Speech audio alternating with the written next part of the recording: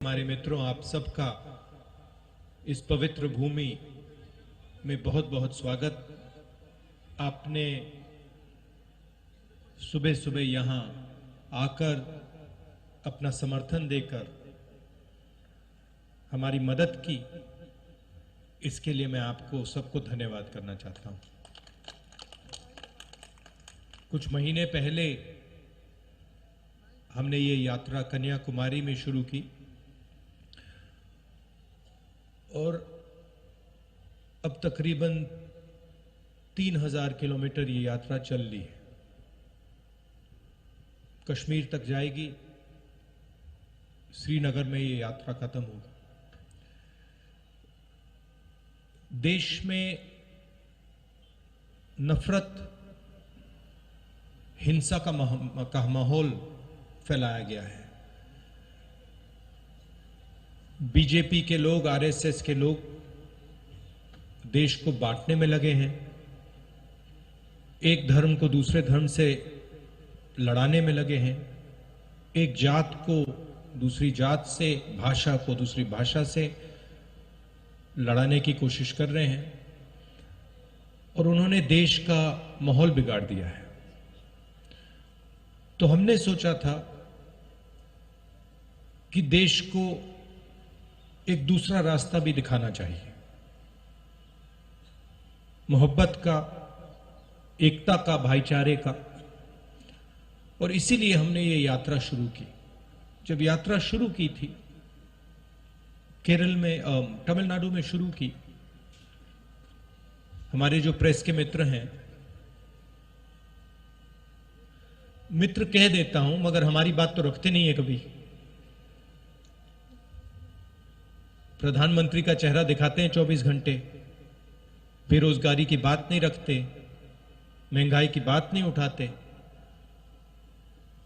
तो इन्होंने कहा कि देखिए, ये यात्रा जो है ये तमिलनाडु में, केरला में सफल हो जाएगी, मगर जब ये कर्नाटक पहुंचेगी तो ये फेल होगी। बीजेपी की सरकार है, वहां पर रिस्पांस नहीं मिलेगा। कर्नाटक में गए, केरल से, तमिलनाडु से बेहतर रिस्पांस। फिर उन्होंने कहा, बीजेपी के लोगों ने भी कहा, हाँ ठीक है, कर्नाटक तो साउथ इंडिया है, महाराष्ट्र में रिस्पांस नहीं। महाराष्ट्र में आए और जबरदस्त रिस्पांस। फिर कहा ठीक है, महाराष्ट्र में हो गया, हिंदी बेल्ट में तो नहीं होगा। मध्य प्रदेश में महाराष्ट्र से भी बेहतर रिस्पांस। फिर कहा ठीक है, हिंदी बेल्ट में रिस्पांस हो गया, आगे नहीं होगा, हरियाणा में नहीं होगा, हरियाणा में उससे बेहतर। और अभी हुड्डा जी ने कहा कि पंजाब में हरियाणा से भी बेहतर रिस्पांस होने वाला है। और इसका कारण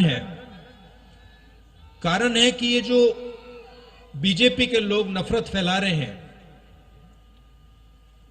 डर फैला रहे हैं, हिंसा फैला रहे हैं, ये इस देश का तरीका नहीं है, इस देश का इतिहास नहीं है, इस देश की हिस्ट्री नहीं है।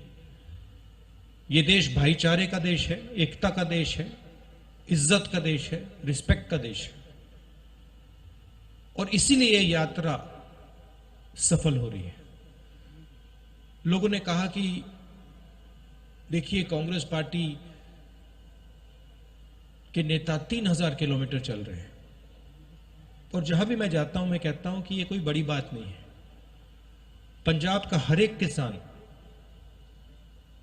किसान हमसे ज्यादा चलता है। ठीक है, वो कन्याकुमारी से कश्मीर तक नहीं चलता है, मगर वो अपने खेत में रोज चलता है, मंडी तक पैदल जाता है,